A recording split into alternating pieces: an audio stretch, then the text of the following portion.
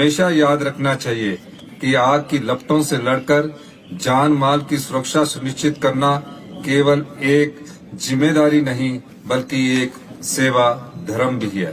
प्रदेश में fire service को मजबूत देने की दिशा में हमारी सरकार निरंतर प्रयास कर रही है, क्योंकि एक पहाड़ी राज्य होने के कारण यहाँ विभिन्न आपदाओं का खतरा हमेशा बना रहता है।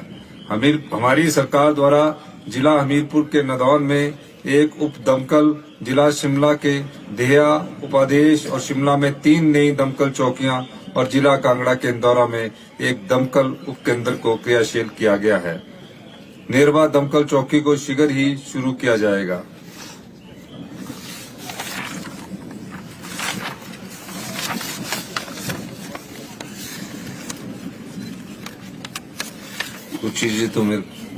कुछ चीजें तो इसमें आपकी प्रेजेंटेशन द्वारा पढ़ ली गई है, लेकिन मैं कुछ बातें आप लोगों से करना चाहता।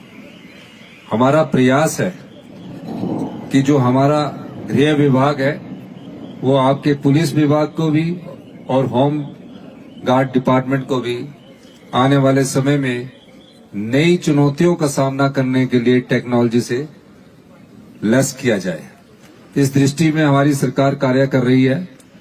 मैं सतवंत अटवाल जी को धन्यवाद करना चाहूंगा कि होम गार्ड में जो पुराने समय में मेरी बात होती थी कि रास्ते नहीं है, बॉडीज नहीं है, उनको रीजुमिनेट करना है, उनको दोबारा से ठीक करना है, उस दिशा में आपने बहुत अच्छा कार्य किया है और होम गार्ड में एक नई सोच को आगे बढ़ाने का कार्य हमारी महानिदेशक श्रीमती सतवंत अटवाल जी कर रही है। मैं एक बात और कहना चाहता हूं कि आपकी मांगों के लेकर आपकी डीजीपी महोदय हमेशा हमसे मिलती रहती है, लेकिन अभी थोड़ी परिस्थितियां सुधरने लगी है। हम आर्थिक दृष्टि से आगे बढ़ रहे हैं और निश्चित तौर पर आने वाले 8-9 महीनों में इसका परिणाम आपके सामने आएगा। तकरीबन 2.5 वर्ष पहले हमारी सरकार बनी। हमारी सरकार बनने के बाद सबसे बड़ी हमारे पास जो चुनौती आई वो चुनौती आर्थिक रूप में आई।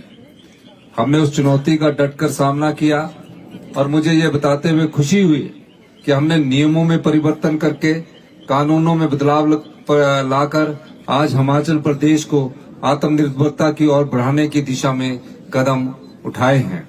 मेरा ये भी मानना है कि जिस प्रदेश पर तकरीबन 1 लाख करोड़ रुपए का कर्जा चढ़ा हो और जिस प्रदेश की आर्थिक संपदा पिछली सरकार द्वारा लुटा दी गई हो, उस संपदा को कैसे आप लोगों के लिए बचाकर रखना है, इस दृष्टि से भी हमारी सरकार ने कार्य किया है।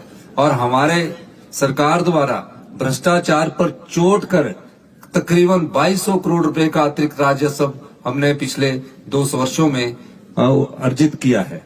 इसके अलावा जब पैसा हमारे पास होगा तो टेक्नोलॉजी भी होगी और आपके लिए नए संस्थान भी बनेंगे। हमने पहले ही कैबिनेट में जब अपने सरकारी कर्मचारियों और अधिकारियों को ओल्ड पेंशन स्कीम दी, तकरीबन 1,36,000 सरकारी कर्मचारी और अधिकारियों को हमने ओल्ड पेंशन स्कीम से नवाजा।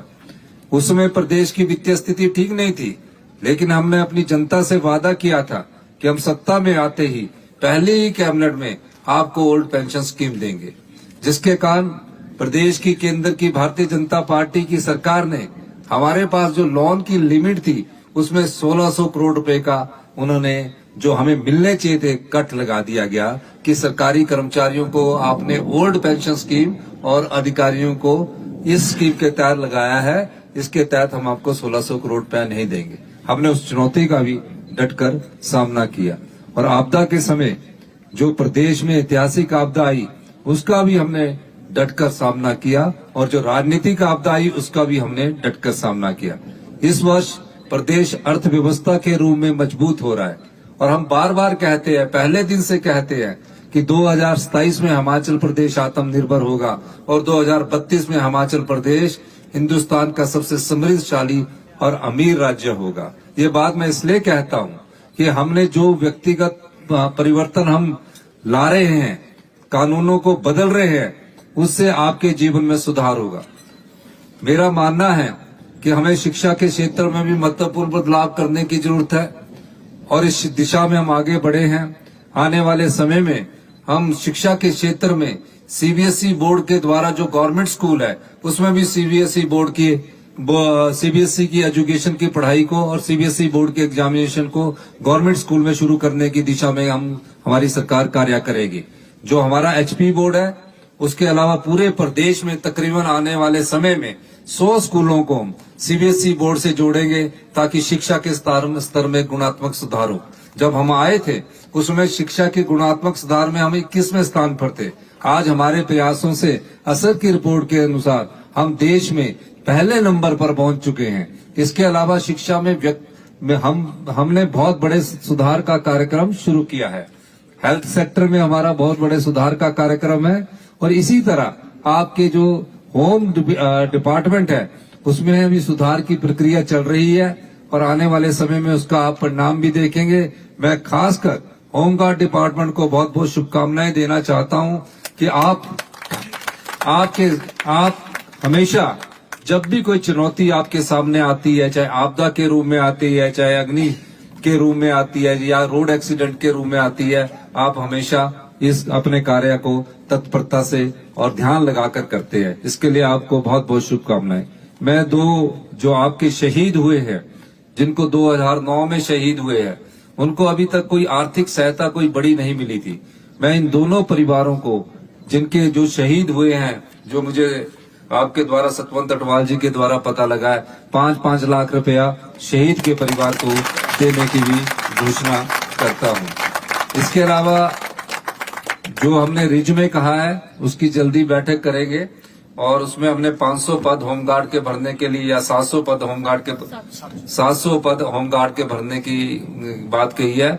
मैं 2-3 दिन में होमगार्ड डिपार्टमेंट के साथ बैठक करके कैसे आगे बढ़ना है इसमें हम एक विस्तृत चर्चा करेंगे। इन्हीं शब्दों के साथ मैं एक बार फिर से होमगार्ड डिपार्टमेंट का बहुत बहुत शुभकामनाएं देता हूं और इस आशा के साथ कि हम जो फैसले कर रहे हैं आने वाले समय में अभी हमें और फैसले करने हैं और कड़े फैसले करने हैं ताकि प्रदेश आत्मनिर्भर बन सके। उसमें हिमाचल की जनता का साथ चाहिए। इन्हीं शब्दों के साथ मैं सभी विभाग के अधिकारियों का और पुलिस के जो अधिकारी है आप सभी का बहुत बहुत धन्यवाद करता हूं।